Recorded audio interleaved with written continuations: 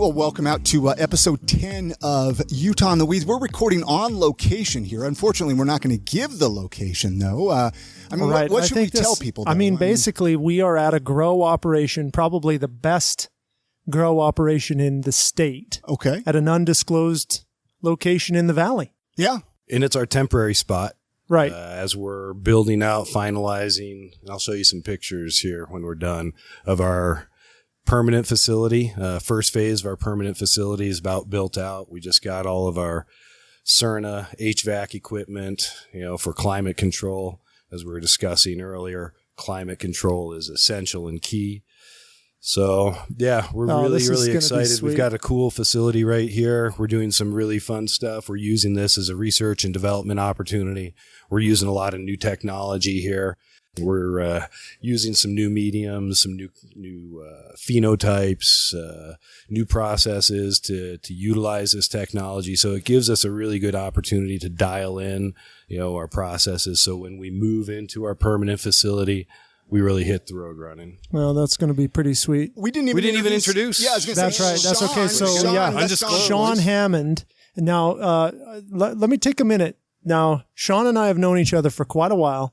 We knew each other before I was involved in cannabis professionally, and quite a while before. Right? Like years. Our daughters play soccer together, and that's, I think, how we met. Yep. Years ago, right? And you were coaching. You were doing some soccer coaching. Yeah, I think. And now, then we got into, you've always been into Olympic lifting, but certainly if you're an Olympic lifter out there, you want to look up Shawn Hammond and his gym, although he's pretty busy on the coaching end. But a level 2. The gym's been pretty quiet the last couple of months. I'm not going to lie. Right. So wait, so you own a gym too? I do. Yeah. It's a private gym. It's dedicated strictly to Olympic weightlifting, which is a competitive sport. So it's not like bodybuilding. It's not powerlifting. It's the lifts that are done in the Olympics, which include the snatch and the clean and jerk. So there's a kind of a small, active, highly energetic community of weightlifters here in Utah. We always get national events here, but there's not a lot of weightlifting gyms. So several years ago, I've been coaching weightlifting a long time, but several years ago, I opened up a small gym in my garage to train athletes because there's not a lot of coaches. And then that morphed into a little larger facility, quite a bit larger facility. It's larger than the garage, but it is still a small. Oh, yeah. A couple thousand, 2,400 square foot, something like that. 5 platforms. It's pretty small, but it is perfect. And we've coached there together, and and I've been coached by Shawn. So we've known each other quite a while. But then you got in, and you've been involved in the cannabis industry for a while. I've been involved in the cannabis space for about 5 years, and I made a switch from private equity and in the finance space into cannabis, primarily because I saw a really unique opportunity. Being in the private equity space, there's no banking available for cannabis deals. So as states started to legalize, cannabis entrepreneurs are looking for capital. They looked at private equity, private lending. So for years and years, I'd been seeing loan requests or financing requests from grows and grow operations. And I've been a long-term user and I can't say advocate, not really an advocate until probably the last 7 years. But I saw an opportunity in the cannabis space. I told my partners, hey, guys, this firm we started, you guys keep it rocking. I'm going to go out and do something in cannabis, but I don't know what. So I spent like 6 months meeting people, talking to connections in legalized states, spending time in Colorado and Washington. Oregon was getting ready to come online with their recreational opportunity. So I decided I wanted to get involved really at the ground level. I love the plant. I wanted to understand the plant. So I just dove in and got the opportunity to get connected with a master grower out in Southern Oregon through an attorney that we had done some deals together in the private equity space. His family had, in the 60s, his dad was literally like a rocket scientist that dropped out from Berkeley and moved up to the hills of Oregon and started growing high-end cannabis. And he's a third generation farmer. So I got exposed to some really unique opportunities and put together a grow operation up in Southern Oregon when they legalized. Started a hemp company, which allowed me to get back into Utah here. And the opportunity came where Utah was looking to legalize. And and here you are now. Here we are, right? So yeah. So do you still have a grow in Oregon then? No, I don't. I built that out. I had a profit participation interest in it, and the Oregon market got really jacked up early on. I heard that. Yeah. In 2017, our first grow. We were the 300th licensee in Oregon, and they maintained smaller grow license. The maximum canopy size was limited.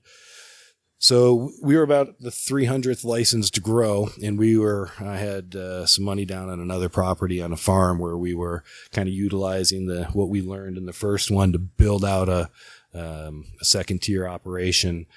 And when we got into the system and were ready to close, we saw, wow, there's now 900 licensed cannabis cultivators in Oregon with another 900 in the system waiting to be approved. Wow. Oh, got into the state metric system, which is kind of like our MJ freeway. And you find out, wow, there's 2 million pounds of wet weight cannabis that's already been harvested. Oh, wow. Just a glut. So, you can do calculations what that's going to, dry down to. And that's more cannabis than the state of Oregon consumed in the previous year. Right. So we didn't close on the second opportunity. And that's when I pivoted into hemp. I got into hemp actually because my master grower up in Oregon, she had a brain tumor that caused her to have seizures. So this was actually my first I went into cannabis as a capitalist. No lie. I kind of understood the medical use initially, years ago. I just thought, hey man, it's just kind of a way around the law. And this was, 2 decades ago, Sure. And I'm starting to smoke and oh yeah, medical cannabis is a thing. I'm like, cool. Right. But I didn't Right. really understand that there was true medicine in it. For several years, but when I got exposed to someone that had a severe medical condition that got off all of the pharmaceuticals that made her life miserable, and she controlled it strictly with a high CBD strain of cannabis, I was fascinated. So, in my capitalist mind, we're up in Oregon and, where everything you grow in Oregon that is cannabis related is captured in the state of Oregon. Cannabis can't cross state lines legally. So we were growing some strains of cannabis that were very, very low THC, very, very high CBD.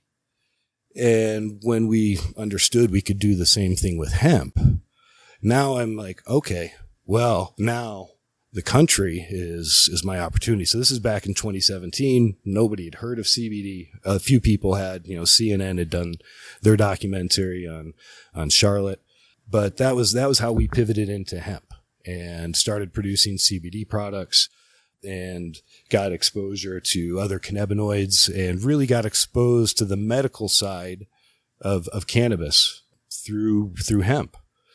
So yeah, now, it's kind of come full circle and having the opportunity to take what I've learned, setting up operations, bringing in some of the best cultivators and growers in the world.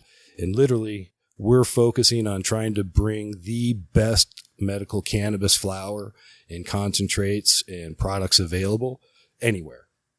We don't want Utah to be kind of snickered at when, oh yeah, Utah went medical, right? Wonder what kind of swag they've got there in their pharmacies. No. So we're making sure that the patients of Utah absolutely have the finest flower for whatever conditions that they're looking for.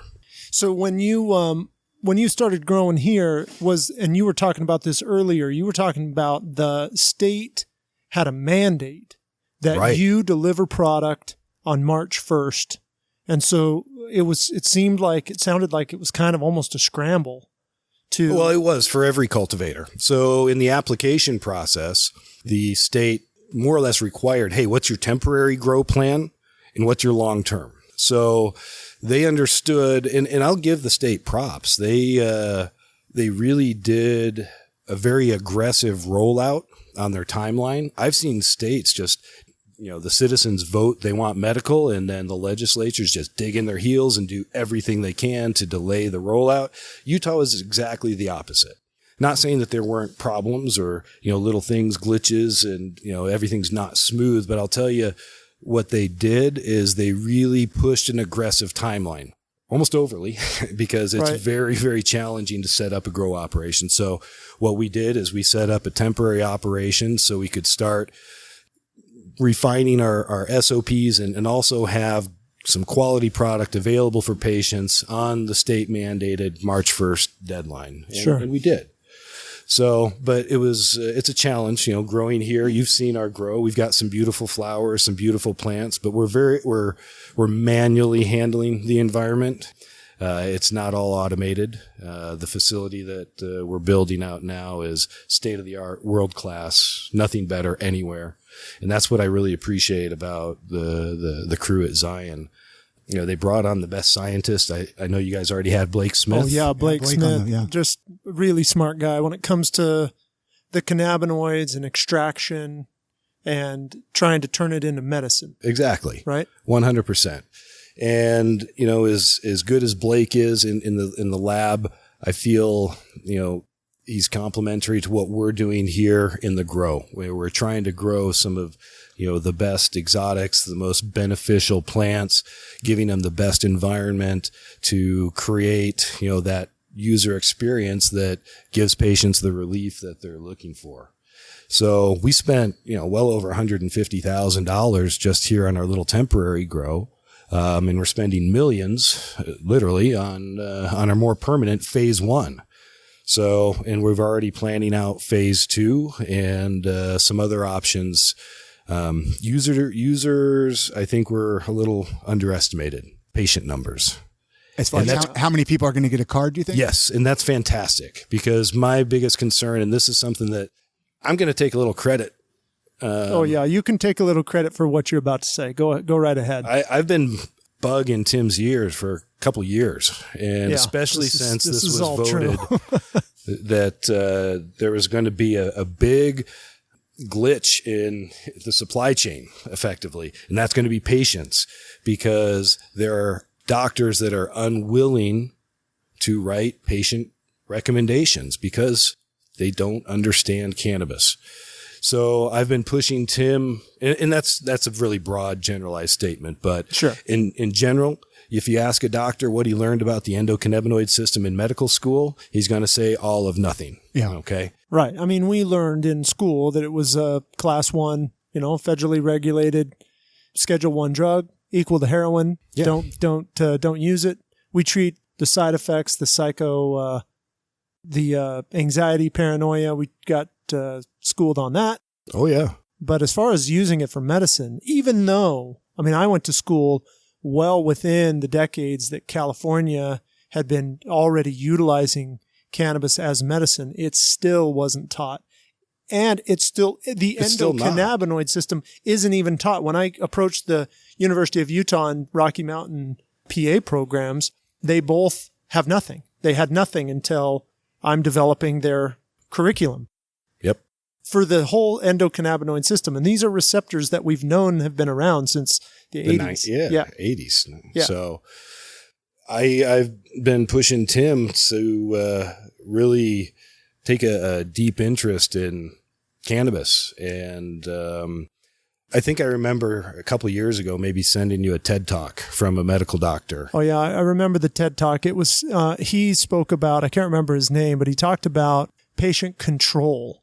And really, and I repeat this a lot in my clinic visits, and that is, cannabis essentially gives patients control of their treatment, which we have not been giving them before. How, when, how much, what delivery system, quick acting, the medical system the medical system likes control. Yeah, absolutely. Right?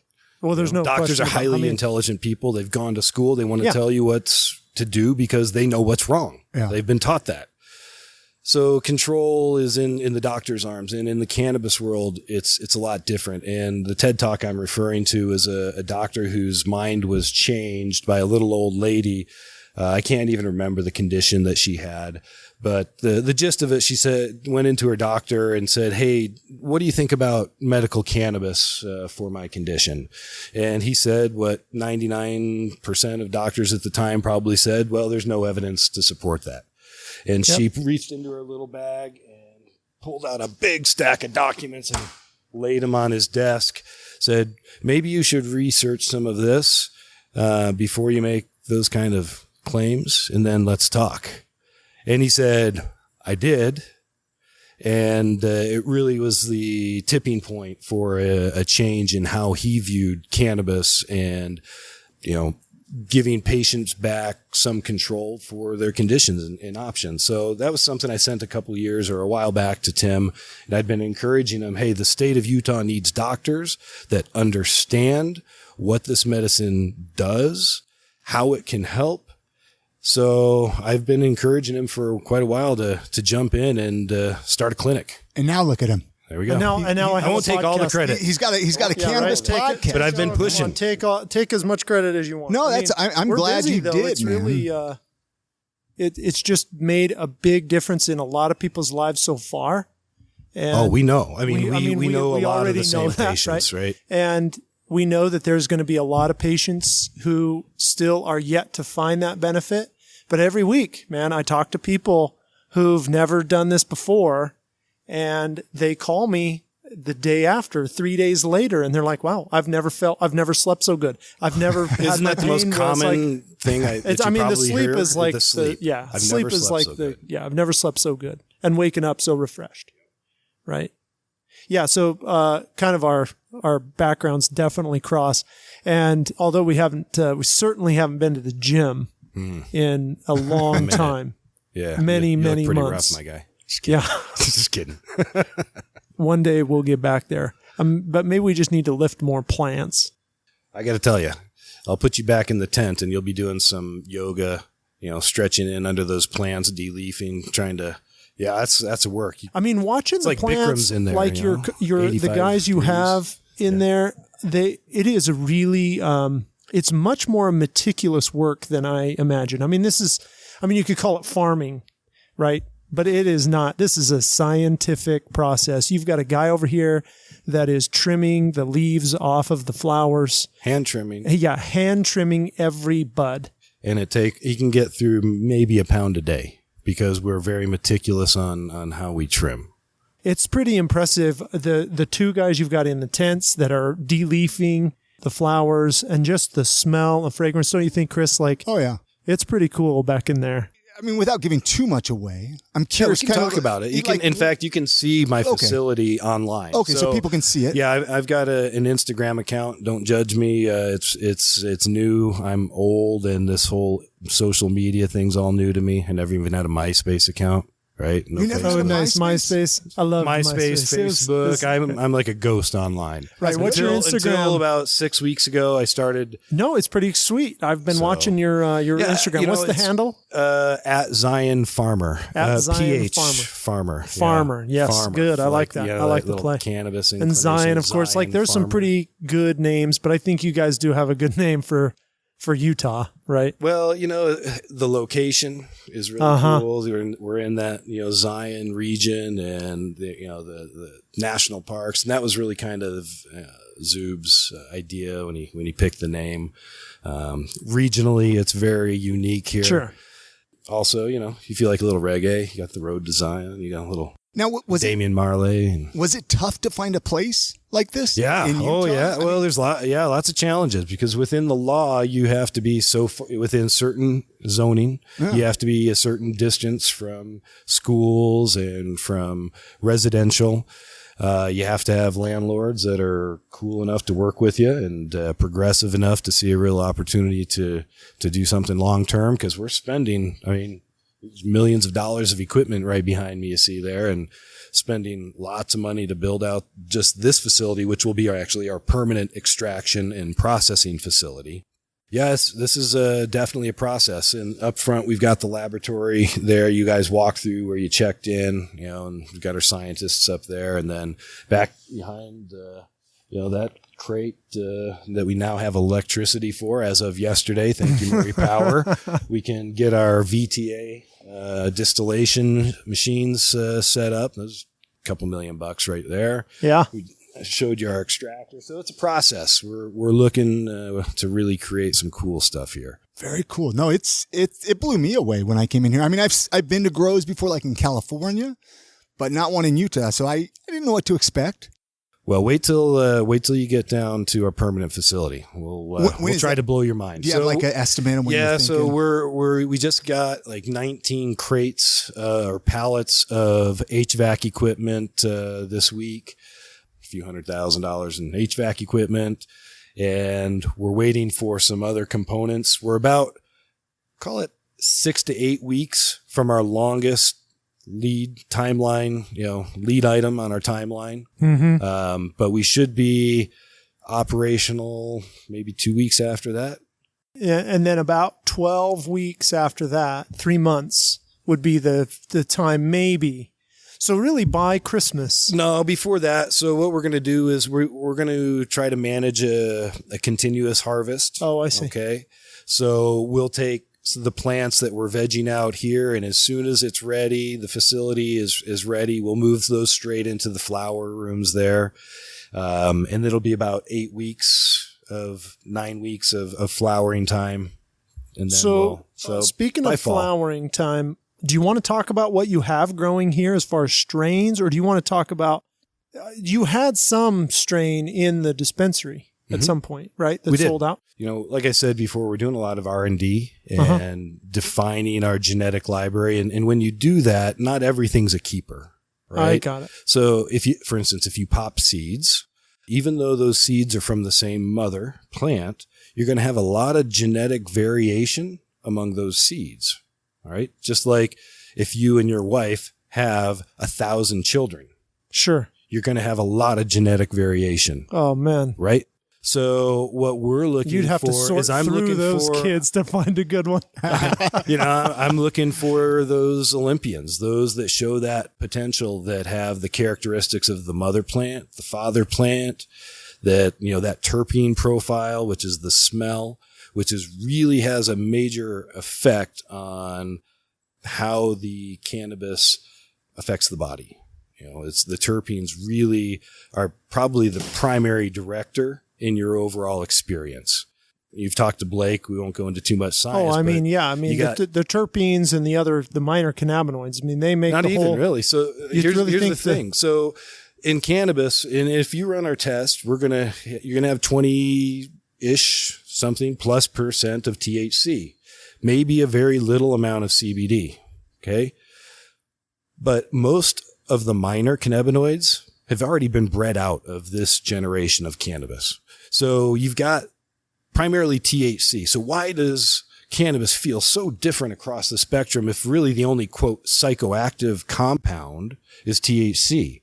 Why is this one uplifting? Why does this one help me with my anxiety? Why does this one help me with my nausea? Because it's all THC, right?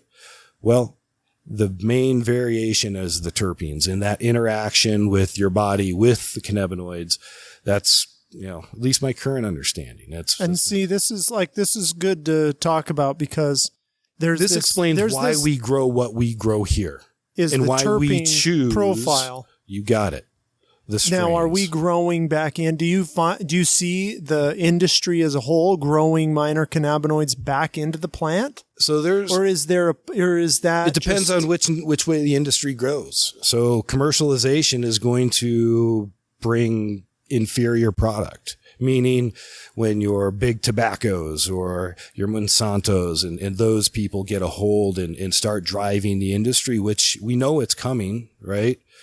So the plant will be much less interesting, but you've got some really cool breeders out there that are doing searches and finding these old landrace strains. So I've got some in here. We've got a plant bred by Poetry of Plants, Nelson Lindsley. He has some really unique, in fact, we've got several of his cuts that we're growing, but one in particular was a Zimbabwe landrace strain that he got out of Africa, and he crossed it with a modern blue cookies.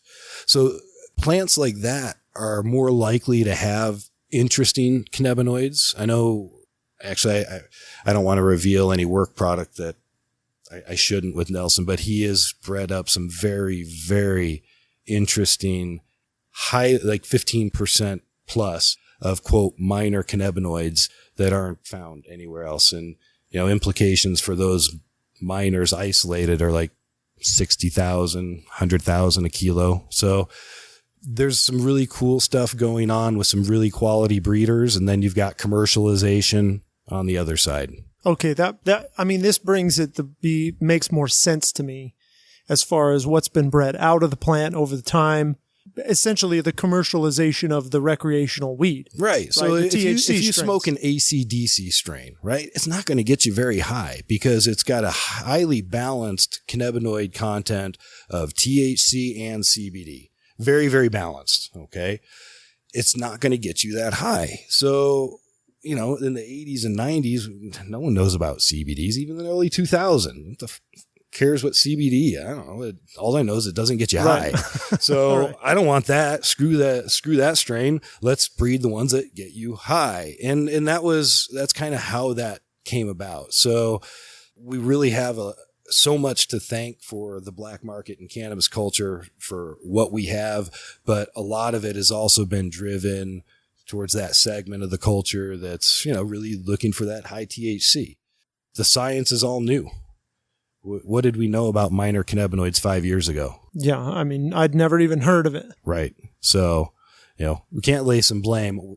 They've taught us how to grow some incredible plants and really how to manipulate, and they've brought some incredible products to market. And you've smelled some of the terpene profiles and the varying terpene profiles. Like I shared a Maxine with you, and that was that citrus bowl terps, and really citrusy. It's a nice, bright, great daytime, more creative strain. And then you also smelled Fatso, and that was rank. That was the GMO into Legend OG. Smells a little bit like garlic, onions, armpit. I mean, stanky. Give it all. But I'll tell you what, there's a medical purpose for it. Oh, and fat. And there's a reason she's called Fatso. You saw the buds and the colas on it, right? Yeah, they're very pretty flowers. Very potent. And that one's bred because of the high THC content and the effects that it has on patients that require that for pain and sleep. So again, depending on the condition, we're trying to grow the best craft strains available that are going to help alleviate or provide that. Do you think being in Utah holds you back at all growing cannabis? No. Not that it should, but no, I'm so excited to be back here doing this. You know, Oregon was awesome, but my family was here. I had other opportunities to go manage some very large operations outside of the U.S. Didn't want to do that. I spent a lot of time in the private equity world, traveling to China, Chile, doing things away from my family, and I didn't want to do another project out in the islands. Then they got hit by a hurricane. Right. So, but all that, you know, was happening at the same time. I think I was looking at that project in February of 2018, perhaps. And that's the same time that Utah, the Prop 2 was coming through. And then everything started shifting. And when it was voted in, it's like, I might be able to help the people in my state here and really bring some high quality medicine. Let's see. I mean, what I'm getting is that the way Oregon did it with 900 permits and 900 people waiting and 2 million pounds of dry flower. I mean, come on, that just ridiculously managed. Oregon was in a really unique situation though, because Oregon grows so much cannabis and has for decades. In fact, they grow so much cannabis that got exported to the black market. Right. So what they were trying to do is give these operators a chance to get legal, and a lot of them did.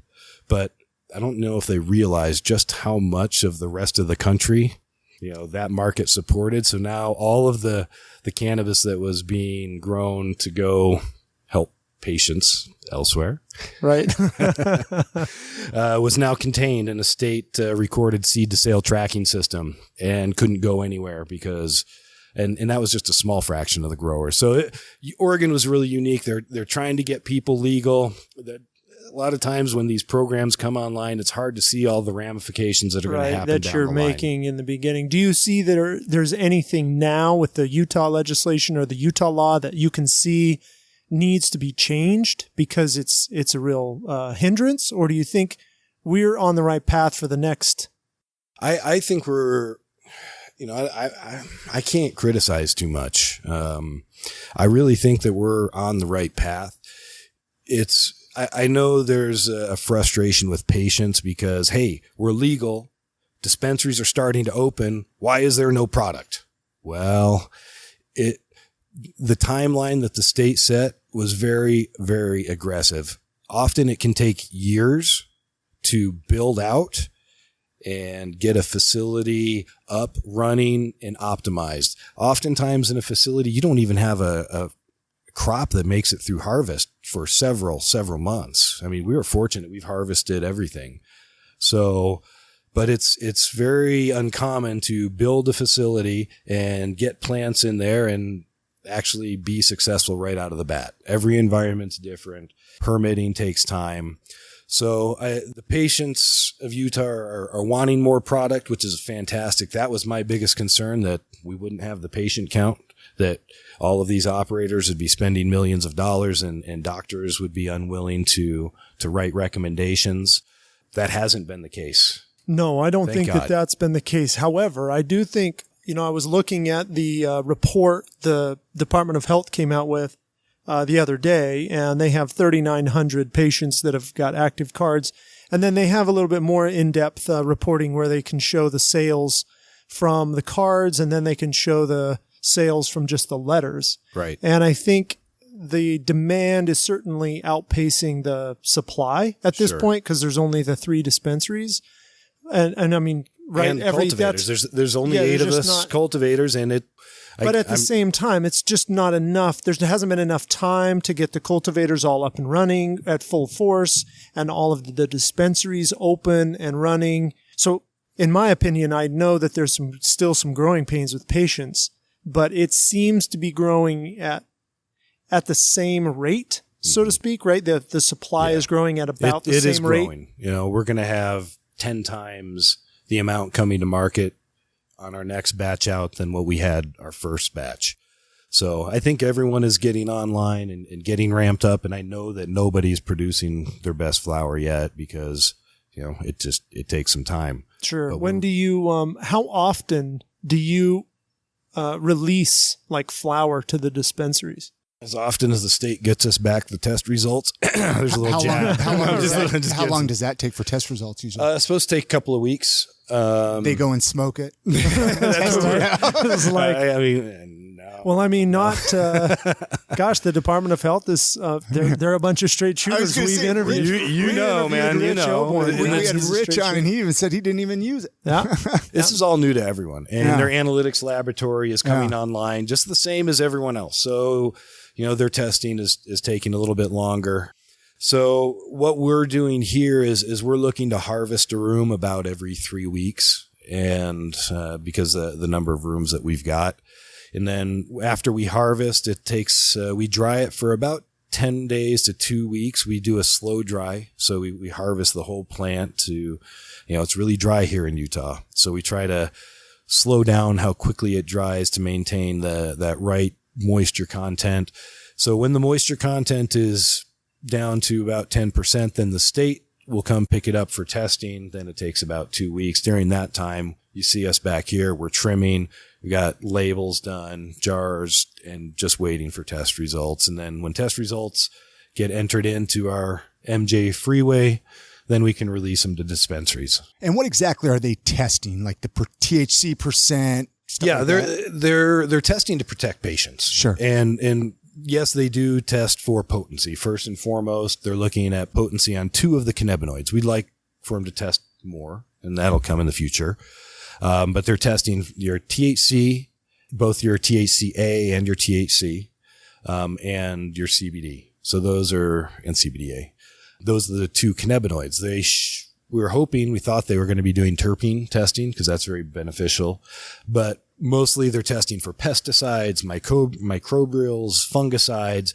They're making sure that this is safe to consume. Right. It's not like here's the profile of what the effects are. Nope. They're testing. They want to make sure like, safety. Here's it's safe. Here's the safety profile. Here's how much THC. Is there any heavy metals? Is there any unapproved pesticides, insecticides, fungicides? Are there any mold? Those are the types of things that they're testing for. So it's a good thing. Oh, it is 100%. Do they do this in other states? Is this yes. only okay? So in medical markets they do, okay. And that's there's going to be a difference in what you pay in a medical market because of the testing procedures, and the state has been pretty good in listening to us because when we're starting out and we're doing small batches and they're required to take a certain amount of sample that might actually represent like 10% of our finished batch, we're like, whoa. I mean, come on, guys. Right. So they're refining, their sampling and testing techniques and the amount that they have to take. And we've talked about this before, but what's your opinion about now people not being able to grow their own versus medical grade? When you talk about testing, I mean, if I grow this in my backyard, I've got no ability to test what's on it. And you don't know what your neighbor just sprayed on his plants next door, do you? Yeah, I mean, I know what I pay. I know what I pay the lawn guy to. Looks like. Yeah, in your bud. Do you know what mold looks like plant? Inside your bud? I mean, I know. Is that pretty common in cannabis? Oh yeah, mold so cannabis it's really challenging to grow. Hemp, not so much. So when you get it from a black market, you don't know what you're getting, but that's 100%. why it's good to get it from somebody like yourself. 100%. Where it's tested, you know what you're getting. I know what some black market growers. Listen, they're in the black market. A lot of them are great people doing a great thing, but quite frankly, most people that end up consuming the medicine have zero idea who actually grew it, how they grew it, what kind of pesticides. Did they spray it with Eagle 20? Is that going to put holes in your brain? I mean, there's some shady people that will do some shady things to save a quote crop. So yeah, medical cannabis it's important to have a functioning program where patients understand these are sick patients. A lot of them with life. Oh yeah. A lot of them with really conditions that like you want to can't introduce mold. You want to introduce pesticides or heavy metals. People's organ systems and immune systems may already be compromised. So yeah, state testing is critical. It's a really critical component. The patients need to be confident in what they're getting. I'm in a lot of Facebook groups, cannabis Facebook groups here in Utah, and everybody just complains, oh, the price is too expensive here. And I'm like, well, you're paying for quality product. Well, plus, and let it adjust. Cheap to set this up. This happens in every state. Yeah. So go look at states. What happens when they roll out programs? You've got operators that are literally spending millions and millions. That's what I mean. Licensing, permits, everything. I mean, it wasn't cheap to get this going, though. No one's out there to try to stick it to them. Oh. But operating costs are high. And then if you understand what's called the 280E tax, which basically the federal government says, hey, if you're making profits on anything that's federally illegal, then it's a penalty that before you can take any deductions other than your COGS, cost of goods sold, you have to pay us 38%. So there's a lot of considerations at the end. Consumer doesn't understand what's going on, the testing that's got to be paid for. It's not black market. Yeah, they just want the program's in its infancy, and I get it, dude. Yeah. I mean, hey, we're legal. I want to go down to my dispensary and I want to buy what I want to buy. 100% get it. Little patience, we'll get there. Yeah, right. No pun intended. There, the patience, right. Little patience. We always ask how can I phrase this? What are your thoughts on the recreational market? I mean, obviously you're pretty pro. So I guess to a degree. I think the recreational market tag is wrong. It sounds it should be adult use. Yeah. Because I can tell you most of the adults that I know that are using cannabis that would be considered black market or recreational users are still using it to self-medicate for something. I know I know very few people my age who don't go out and going out just ripping bong rips on the couch to get couch locked, and I mean they're out there, no doubt. But I think recreational kind of further carries on that persona of cannabis culture, the lazy, everything that's been associated lazy, not with, motivated. Yeah. So I prefer the term adult use, and I'm very exposed to a lot of patients. I've had a lot of exposure to the industry. I think medical's a great step. Yeah. 100%. And I think the next step for the state of Utah is with the Department of Health, and this is something that I've talked to Tim about, is really expanding the qualifying conditions for cannabis. Oh, I agree 100%. Because there are so many conditions, and we know the same patients, and we've seen their lives change. They have conditions that, although they have qualifying conditions, they have conditions outside of those that have been helped dramatically, where Western medicine has failed completely, where pharmaceuticals have failed, especially with things like depression, anxiety, ADHD. There's a lot of conditions out there that I feel once the research catches up to experiential user data, that's what we need to expand. And that's why I send everyone that I know to Tim, because I want Tim to document everything. Right. So yes, they've got MS, spasticity, rigidity. They've got these conditions, but what else? How's your mental condition? Right. These types of things. And these are important. Yeah. You bring up a good point. We do, track not only just the pain diagnosis, but we track the specific diagnosis that they have that's causing the pain in order for this exact thing, right? In order to go back to the state, the legislature, and say, okay, look, in Utah, we're treating migraine headache pain, but what we should do is expand the qualifications to migraine headaches in these instances because it's helping. Right. And there's definitely there is a mental health aspect. And I know the research there is probably lagging the most. But the research is hard to do, I think. But I've seen experientially life-changing. I mean, I've got a patient that I've known for quite a while, and she's had a rough life with her husband, going through mental issues, been hospitalized several times, gone through electric shock therapy. She did have chronic pain issues as well. She got a medical cannabis card, and the chronic pain went away, but that wasn't the most deteriorating aspect of her life. She couldn't function in daily life. The doctors had her pumped up on benzodiazepines and antipsychotics and antidepressants, literally the cocktail of pharmaceuticals that they were throwing at her, including, I think, 7 different treatments of electroshock therapy. Wow. And her life now, night and day difference. All of the pharmaceuticals are gone. 80% increase in life enjoyment. And she met with her psychiatrist, and he couldn't prescribe for her mental issues, right? Because, quote, there's no data to support. But she's still meeting with him. She got cannabis for her pain conditions, and all of a sudden her mental condition and all of the meetings with her psychiatrist, he's, how are things going? Pretty good. And he's like floored because that's not a unique response. And over the next few months, where her life enjoyment level was probably at a 10%, was up to 70. So, that's awesome. There needs to be more research, and that's why we've got Blake and Zion Pharmaceuticals to really kind of spearhead that, because anecdotally and experientially, we've seen it. Yeah. So that's where I think our next step is with expanding Utah those before looking to adult use. There's a lot of ground to cover before we get there. I was just curious. Man, I'm all about adult use. I don't really like the government telling us what we can and can't do or should or shouldn't put into our bodies. I'm more of that, I guess, libertarian viewpoint when it comes to those types of things. But I understand where we're at, and I'm really, really appreciative of actually where we're at and in this program. I never thought we would be one of the first 30 something states to actually legalize. I thought we'd be 49 or 50, yeah.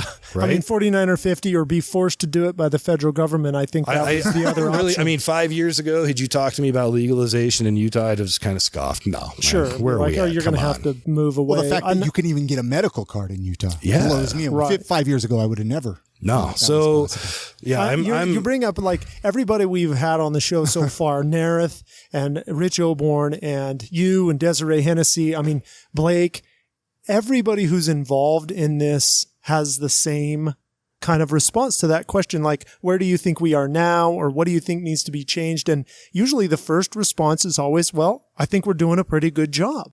Which I agree. I tend to agree. I think there are definitely frustrations. Patients have frustrations, but I think overall we've done a pretty good job. And I think so far, universally, that's the opinion. You've got a lot of disconnected people trying to create this program. You've got legislatures creating laws about a program that they don't understand. Don't know anything. They don't understand. Sure. They just, they grew up in the same age that we did, you know. And in drugs Utah, are bad, right? and the medical association fighting against it because they have the lobby of the pharmaceutical company, and they don't know whether or not they can really buy into the medicine part of it because we don't know anything about it, like we talked about med school. You've got the Department of Health, which is they're scared of the central fill. Remember that? Yeah, oh yeah. I mean, it's all been control. They wanted to control. They don't want it to get, they're concerned about, call it divergence, products being created in the legal market, making it into the black market. And I had the Department of Ag guys here the other day taking some samples and we were just talking. I said, listen, man, 100, you have 0 to be afraid of with divergence because I can sell my product into the legal market to dispensaries for a lot more than what I could sell it into the black market. It doesn't make economic sense. We're all spending millions of dollars to get into that supply chain. So I think it kind of clicked. Oh, yeah. Okay. Right. It's not. So it's, you've got people creating rules that don't really understand. And then I've been pretty impressed with the Department of Ag and Department of Health.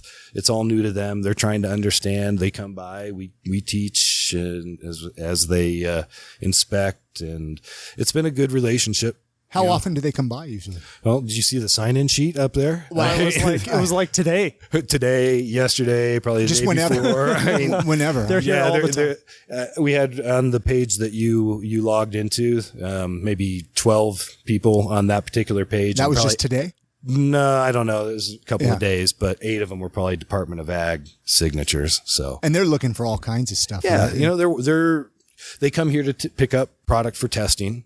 So we have product that's available at different times. When the flower's dry, they come pick it up. When our lab has, vape cartridges or tinctures or products that they create, they come pick them up.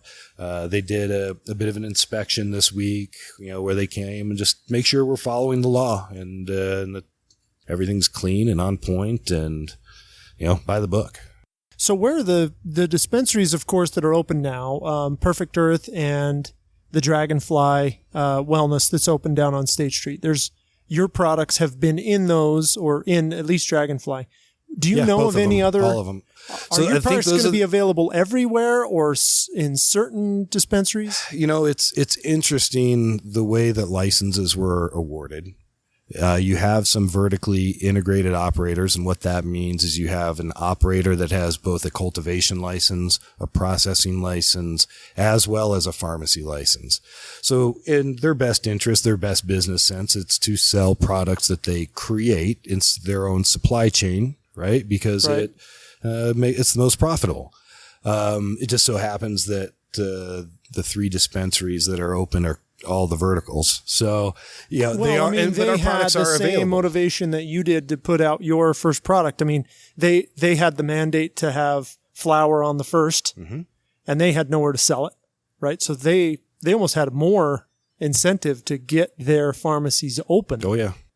Than the other grow operations. I don't know of any other grow operations that have sold product in dispensaries. I mean, have you seen any? Yeah, Trike has. Trike has some? I think Standard might. have had some flower in the dispensaries or something. And Dragonfly like does, and we Dragonfly have. stuff. So we had our initial release. We did a special release of a small batch of Maxine. Like I said before, not everything's a keeper. So as we were going through and identifying, which phenotypes, which one of the sisters we wanted to breed. One of them was really, really interesting, but not the ultimate one that we kept. And that's the Maxine that we released. We did a special release on her. Then everything else you saw and smelled in the bins today, either what's being trimmed or waiting to go into trim production and packaging. Those will be available in pharmacies. We did our first flower drop exclusively at Dragonfly. I'm not sure if we're going to do our next drop at both Dragonfly and Perfect Earth or not, but do you announce those, or is that something like, this is kind of an interesting field, right? Like I did. You would announce it like it's a commercial product, although we can't advertise. So right, what I so do it's is medicine. Yeah. So with my Instagram, I wanted to educate. I'm all about transparency. Sure. I want people to see how their medicine's being grown. I want them to see the plant health, the cultivation style, utilizing LEDs. Like I said, the technology that we're using. Oh yeah. The light system is pretty impressive. Yeah. The living soil, all of those things combine to create that craft cannabis, that user experience where those terpenes and the potency is where, the user really wants it. So that Instagram account shows all of our process, from taking clones to our current temporary facility, even our build out at our permanent facility. I want people to see the plants. And that's Zion Farmer, right? That's on Instagram. That's to right. Follow you. So what we did, we only had, a few pounds of this initial drop of Maxine. So what I did to my followers, I just said, hey, we're going to have a special drop. So before Dragonfly put it on their menu, they got a code from me. So it sold out, before pretty much Dragonfly got to put it on their menu. So that's another reason to follow you on Instagram. Yes. Yeah. Yes. I think we want to do that because well, that's really cool. I want people to appreciate where their flower's coming from and understand what we're trying to do. Yep. I'm going to be able to probably explain to them what this flower does better than the bud tender. Yeah, because the pharmacist or the bud tender, right? They're not going to know as much. They don't know. They don't have the experience with it. And I grew it, and I know. So I'm going to tell people this flower is for this. It has this terpene profile. That way, it just helps the user make the end user. It helps people get the right medicine for their condition. If they're 100%. Following along and they're like, okay, this strain really helps me the most, then I do want to know when it's dropping at the pharmacy because it's going to sell out. Oh yeah. And it works the best, so I might as well know and go down. It's kind of that farm to table concept, right? So you know when the tomatoes are harvested. Yeah, you're watching that. Okay, look, there's that clone. You're watching her grow up, and there she is. She's flowering. Oh, they just harvested her. Oh, they just hung her to dry. Now they're trimming her, and now I get to partake. Yeah, so I gotta get. I already follow you, but I've got to get involved in that. And and find a way to get my patients that information as well. So we're limited on what we can do. You can't advertise, but you have to be able to educate, right? Right. So the patients, they can't go into the pharmacy and open up a jar and smell it. So they have no idea what those terpene profiles are before they buy it, other than what is told to them or their previous experience.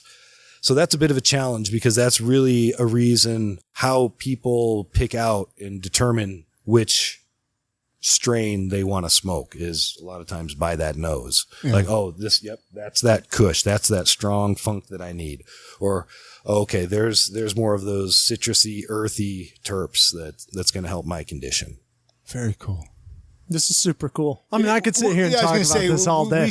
We should probably do another episode. We could go all day here with this. Let's go on down the line, man. Yeah. This thing's a program that's going to be rolling out for years to come, and you get some other interesting people. Then we'll get you down into the new facility. Yeah. This fall. And then you'll see what real production looks like. No, I'd really like that. Maybe by then we'll even have some video, right? Like, how cool would that be to have like a YouTube channel? Tim? You could video a little bit of the Joe Rogan, right? Go full Joe Rogan, and then we could video a few of the plants. Did you guys hear yesterday? Joe Rogan signed a deal with Spotify. Did you guys hear this by chance? No. they're guessing over $100 million. He's going to be exclusive on Spotify, I guess. Wow. 100 million plus. Okay. Share this podcast with everybody. That's the goal. Right. Okay. Listeners, right now, please. He's got a few more listeners than we do. The guy's crazy. Yeah. He's had a couple more years so far. Anyway, do you have any other questions? I mean, thank you so much for bringing us here. I mean, is there anything else you want to talk about before? I mean, I'm sure there's a million things. Yeah, we've talked about it a lot. We'll chat again. Yeah, let's chat again. We've obviously already gone longer than we normally do, and I'm okay with that. That's the beautiful thing about a podcast is you can go for as long as you want. You can cut out all the fluff. Sure, you can go back and edit all that. Sure. Yeah. Well, sometimes that's the funnest part, though. Right. Sometimes that's the funnest part. Any other questions? No, I don't have any questions. I mean, if you want to get a hold of me, you can go to utahmarijuana.org. You can search that website. This podcast will be loaded up on that website as soon as we can get it transcribed. We transcribed all the episodes and post them there. And you can also, I mean, if you're a patient or if you know somebody who needs information on medical cannabis, how to get access to medical cannabis, then certainly you can go to that website. Call our office number too. I'll give that. It's 801-851-5554. And don't be afraid to reach out. It's not as scary as it probably seems to some people. It's not a bishop's interview. Are people nervous when they call you? There's no question about it. I mean, there are patients I talked to today who were referred by another patient of mine, and they're like, well, I've just been so scared to call. Well, I just don't want to. What are they afraid of? Well, they're just afraid because of the stigma of it. Yeah, they're afraid. They've grown up here. They just are afraid to talk about it. People are afraid to tell me where they work in the office. They're afraid that their privacy is going to be like this is somehow they shouldn't be talking about it. I mean, and I get it. I understand in the beginning when I first started this project, I was almost, it was really, I had to force myself to talk to patients about it. And now I'm super comfortable about it. But I remember what it was like in the beginning, seeing those first few patients of mine and talking about cannabis openly. It was a weird feeling. Can we do an episode on like laws and how to talk about it? Maybe you guys, I heard there was like a police officer that pulled somebody over, wanted to know what their medical condition is. It's like, that's not their business. No, that is none of it. That is against the law. Basically, I would love to do an episode on this. I'd love to do an episode on this. Just to anybody out there, just know that this is a private. Well, when you were talking about like how people worry about like where they work and like that's between you and them. It is between your doctor and you. That's patient confidentiality, your condition, your medical condition, all private. Yeah. Okay, enough on that. Tell us who you are, Chris. Well, Chris Hollifield. I mean, IamSaltLake.com is my other podcast, so reach out to me there once we get more things settled on Utah in the Weeds. Utah in the Weeds on Instagram. Send a message to Tim or myself. If you're listening, we'd like to know who's listening, right? Just say hello, right? Yeah, absolutely. Nice. Comment on things. Who our listeners are, because we're still a new show, episode 10. Did we get do you have a website, Shawn, or no? Just your Instagram. Zion Cultivars. Okay. They've got a website. I think it's going under, they're just switching it to Zion Medicinals. Okay. I just wanted to give you a plug, give you a little. Go to my Instagram and then the websites will be all listed there and the other associated Instagram accounts. Mine's more of a personal account. So it's not, it's not corporate. It's just, hey, this is how we do things. Here's the flowers. Yeah. This is what we're doing. And we just want to be able to educate. Reach out to me if you have any questions on that. So you don't care if people reach out to you through Instagram? I get direct messages. I get messaged all the time, comments. I'm really bad. I'll be frank. Like I said earlier, this is my first social media. I don't even know where all the messages show up sometimes. Like I'll swipe a page and it'll say, oh, you have 11 messages. I'm like, why is it over there? Not in my normal. So I'm learning. Sometimes I'm a little slow responding. But, we'll get it figured out. Very cool. That's cool. That's very cool. Thank you again, Shawn, for letting us come here. Thank you for listening, and we'll see you next week. Thanks for what you guys are doing. It's good to get the awareness out. Yeah. Thanks, guys. See you next week.